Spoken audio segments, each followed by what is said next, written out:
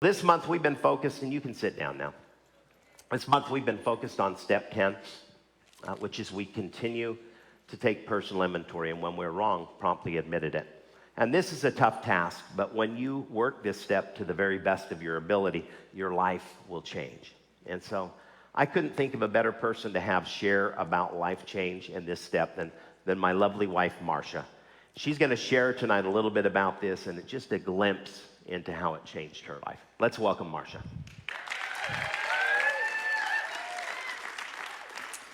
Well, good evening, Forever family. My name is Marsha, and I'm a follower of Jesus. I'm in recovery for alcohol. Hey. I'm the youngest of 3 children, and overall had a great childhood. My parents were hardworking. My dad owned his own business. All of my friends' families and lives looked a lot like ours, so I felt like we were a normal family.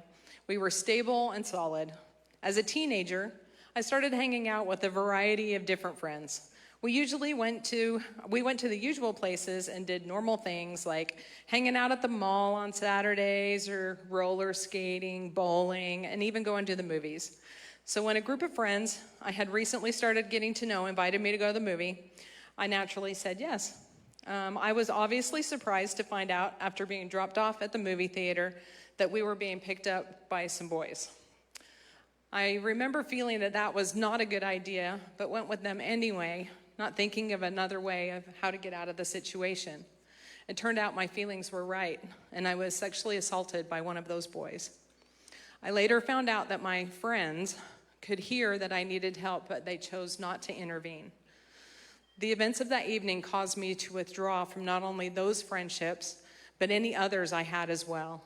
I also withdrew from my family and basically isolated myself from everyone as much as I could. I never told my parents about what had happened, and they never inquired about my change in behaviors. This was only the beginning of the walls that I would build in an attempt to keep others away and myself protected from additional hurt. Between the pain I felt as the result of the assault, coupled with the isolation and loneliness, it would not be long before I found additional ways to act out or try to escape.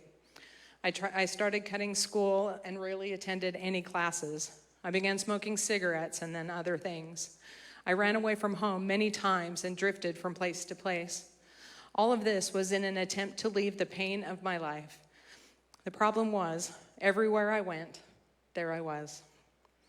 Eventually, I started drinking, which really enabled me to turn off the emotions and not just feel anything. I finally found something that worked, until it didn't. Then the bottom fell out, and I made my way into recovery. Once I started to address my issues in a step study, I had to look at the events of my life that led me to where I was. It was at that time I realized the impact that the assault had on me, and how many other things in my life were also the result of that incident. So many broken relationships, so many missed opportunities, so many great memories that I would not have the opportunity to make. Going through that step study changed many things for me. It was where I found me. I discovered who I was, what my interests are, and I learned to accept and care for myself. We've spent October learning about step 10. We continued to take personal inventory, and when we were wrong, promptly admitted it. Going through my step studies, I think I'm in number 6 now, going through my step studies and realizing who I was and why I was that way was only the beginning. I had developed so many unhealthy behaviors that had just become a normal part of me. It would be an ongoing process to ensure that I did not revert back to them. I must take inventory of myself for each day. Did I shut people out today? Was I cold and unapproachable? Did I hurt anyone, intentionally or unintentionally? Did I need to make an amends? Did I reflect Jesus in my life today? You see, this daily evaluation ensures that if I have done anything to anyone, I need to make it right. My old self, before recovery and my relationship with Jesus, I would not have cared one way or another. However, today, I want to ensure that I display God's grace and love to all around me. And I want to do it in such a way that if I didn't tell them I was a Christian, would they know it? Or if I did tell them, would they believe it?